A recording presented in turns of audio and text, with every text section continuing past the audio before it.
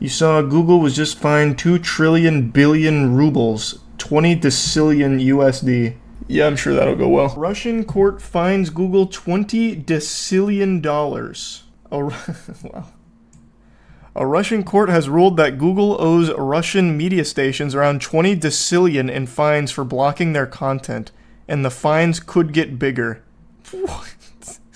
Google was called by a Russian court to administrative liability under Art 1341 of the Administrative Offensive Code for removing channels on the YouTube platform. The court ordered the company to restore these channels. Does it really all tie into YouTube? If you calculated all of the money any YouTube or every YouTube channel has ever made on YouTube, it probably wouldn't even come up to $1 billion. YouTube is the one that makes all the money from it. And even then, it hasn't made $20 decillion. This number is absurd. Is that more than the world economy? Yeah. Global GDP is around 100 trillion. Which, that's actually not even a noticeable fraction of what Russia's trying to sue Google for 20 decillion.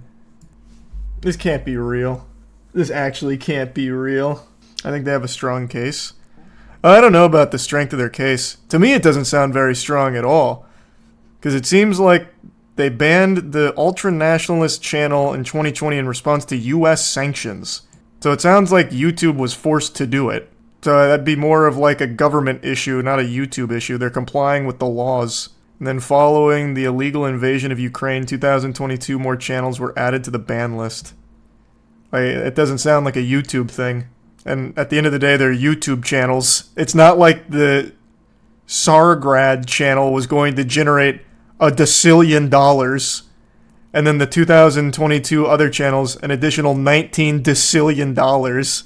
Yeah, they'll settle for 20K. I don't see this going well at all. Who knows though? I'll tell you one thing: they're not getting $20 decillion. Are they obligated to even acknowledge this? I guess. The more I think about it though, or not the more I think about it, the more I see it though, it really seems like a super effective thing to do is just randomly sue shit just to see what happens and what might stick. Like the Billy Mitchell strategy. Sue everything that breathes. You remember that guy who would just start sending corporations random bills and they would just pay them? That is actually genius. Wait, no. Did I ever talk about that before? You're making it sound like I've gone over this.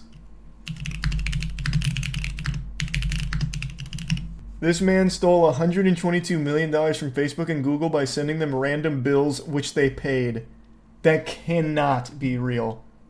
This is 2 months ago. Like, I feel like this would work on some level if you just start sending giant corporations bills in the mail. It would probably work. But that's gotta be something else. So he impersonated real vendors? I'm just looking at comments here from 2019.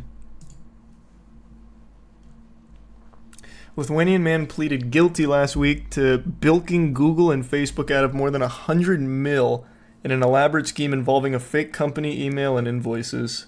By setting up a company in Latvia with the same name, using myriad forged invoices, contracts, letters, corporate stamps, and general confusion created by the corporate doppelganger, they successfully bamboozled Google and Facebook into paying tens of millions of dollars in fraudulent bills. I like to imagine somewhere in those departments they're like, we gotta pay Quanta Computer 18 mil this quarter, so make sure that that's worked into the budget on the P&Ls. What are we paying Quanta Computer for? Well, I think they did like some of our like foundational coding. Oh no, they're our QA guys. That's what they are. That's what it is. That's such a good scam. Quanta is a real hardware company they impersonated. No. Well, yeah. That's what they're talking about here. Oh, look at the peeing Walmart lady. Sure. This happens a lot. Which one? Just typing in Walmart pee lady gives me a lot. I'm assuming it's going to be a more recent pissing woman, I would think. I'm guessing it's this one. Former Ohio Walmart employee pees on 72 bags of potting mix. This is the most recent. And then another headline. This is outrageous. Ex-Walmart employee in Ohio urinates on $400 worth of product. So this wasn't a random act of pee. This was like a calculated, premeditated sabotage. Former Walmart employee in Ohio caused a loss of over $400 after urinating on bags of potting mix. Bizarre incident has raised concerns around store security and product contamination. Incident unfolds outside. They drove in at 3:50 p.m. in response to reports that a former employee was defiling products outside the store. They had been recently terminated, admitted to police that they had been consuming alcohol, and decided to relieve himself on a pallet of potting mix bags. Security footage corroborated his actions, capturing him both drinking and urinating behind the pallet. You said it was a woman pissing on bags. Or pissing in the Walmart. Is this a totally different thing? This is actually a completely different thing. This is about a dude who came in there and whipped his wiener out and started peeing on potting mix. You see how common this is? Do you see how common? It'd be a more surprising headline if it said, across the country, no pissing incidents in Walmart have occurred. God, there's so many of these headlines. Woman accused of stealing male vitality supplements resisted arrest by peeing on officer.